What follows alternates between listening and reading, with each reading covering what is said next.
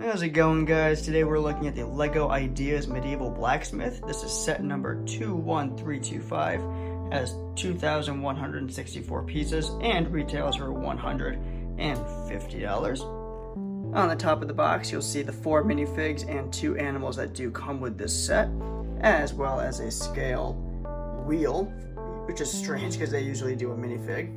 On the side of this box, you will see another nice shot of the blacksmith itself.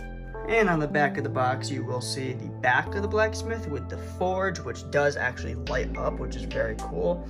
You do see the cart with the knights coming in to get some items such as their axes and halberds and shoulder pads and stuff repaired by the blacksmith. You do see the beautiful blacksmith itself. The fact that it is kind of modular style where you can take it apart and look at each different floor. Some interior shots, which as usual, we're not going to take too much of a good look at because we'll do that when the set is actually built. As well as the dimensions of the set, which is mostly modular size. It's 10.5 inches. I know it's about 8 inches deep, so it's a little bit wider and a little bit shorter than a normal modular, but it will be about the same scale as those buildings. I say we get this thing open and built. Alright, first things first, we are going to take a look at the minifigures that come in the set, as well as the little dog, who is a husky. We have the blacksmith with a hammer, the archer with a bow, of course, and the 2 knights who come to get their armor and weapons repaired here. Both of them do come with helmets to put on if you want to swap out the hair pieces, but I think they look pretty cool without the helmets on and the helmets next to them. Neither of the knights have second faces, but the blacksmith and the archer do. The archer has, the face that I have on the archer is the more aiming with the bow, but she does have more of a regular face, and then the blacksmith does have more of a focused face. All of these figures do have really nice torso and leg prints, and then the archer also has some dual molded legs, which are nice. You don't see that often. And before we get to the blacksmith itself, the set does also come with a horse-drawn carriage, or cart, I guess, for the knights to ride in on. The horse is really nice. It's got movement on the back legs, as well as the head and neck. You kind of move those up and down. And then, I don't remember where I put these pieces already, but you can, oops, making a mess. But you can take the cart part off of the horse and put pieces in to make it look like just a regular horse. But of course, I do think this looks better and it's a lot cooler. The cart itself has a really nice build. It's really small, and of course the wheels and stuff work great. You have room for the knights to sit up there and to put their belongings in the back of the cart. And there is a shield and lantern on the side of the cart. And getting now to the blacksmith itself, all I can say about this set is that it is absolutely amazing. It is an incredible set to build. It's a very fun experience, and it is just great to look at once it's done. The only complaint I have about the set is that the apple tree build was slightly repetitive with the branches. I've heard a lot about that in like Facebook groups and stuff that I'm a part of, but it wasn't nearly as bad as I had expected, and the end result looks fantastic. Some nice details on the outside are just how they're able to get these stone steps to look pretty detailed considering they're just pretty basic design. All of the nice plants and stuff, the weird shape of the base that it's on. I love the pile of chopped up wood in the back there. The well looks really nice. Apple tree, of course, we already talked about. The detail on the corners of the build, the arches over the doorways. The doors themselves have nice builds with those nice wood grain planks. The blacksmith, or the forge itself over here, you do have the air pump. I'm not sure what the technical term for that is. I'm sure someone will correct me.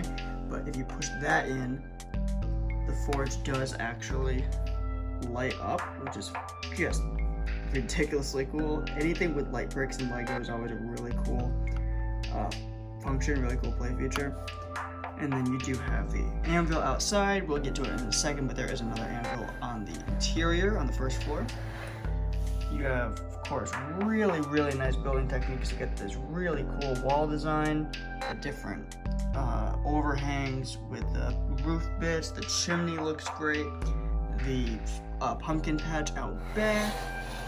And on this side you get more of the just fantastic wall designs, as well as the corner little stone pieces, the gold windows. The apple tree does have a frog in it, as well as an archery target on the back for the archer to shoot at. And of course the roof on this set is what just makes it as really good looking as it is. I think that's a big part of it. It is just fantastic to look at. The build was not repetitive at all. It was really fun, didn't take that long. And the end result is just great. It's awesome.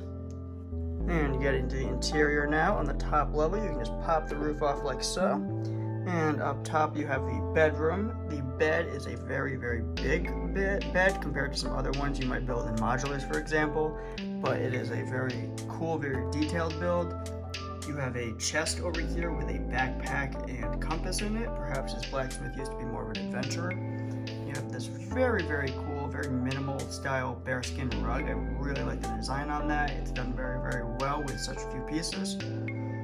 You have a nice fireplace over here where the chimney is, and a nice little area to write perhaps about his old adventures.